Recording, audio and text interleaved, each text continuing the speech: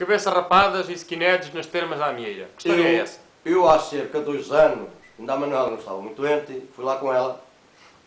É claro, a gente passava a falar sempre, né? Mas nesse dia fui lá e disse para a Manuela: ó pá, há ali aquela malta em cima, vou lá ter com eles.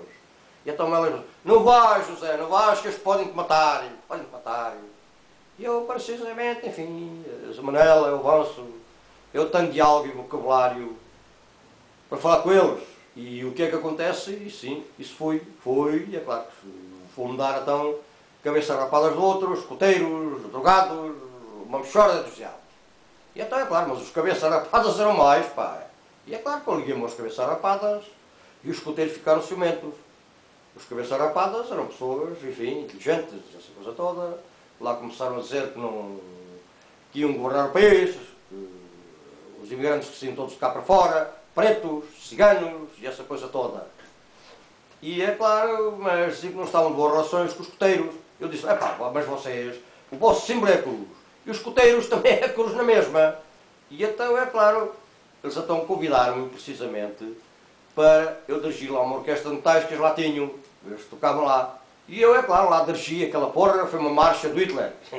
E eles ficaram tão satisfeitos que me ofereceram uma cerveja. Eu disse: não bebo cerveja nenhuma, vou ali à água, à fonte, e bebo ali a água quando me apetece. Exatamente. E então, é claro, a Manuela continuava: ó Zé, ó Zé. E um dos cabeças rapadas veio cá abaixo: minha senhora, esteja descansada, nós não fazemos mal ao seu marido. O seu marido é uma pessoa que evidentemente fala e sabe muitas coisas, muito. É um homem muito pluralista. E o que acontece, precisamente, a gente não lhe vai fazer mal, porque ele até me parece que é um dos nossos. E então, precisamente, é claro que depois virem para os escoteiros e dizem assim: epá, vocês estão aqui, evidentemente, peguem numa roçadoira e cortem esse mato, pá. Vocês dizem que são escoteiros, mas andam a escutar o quê?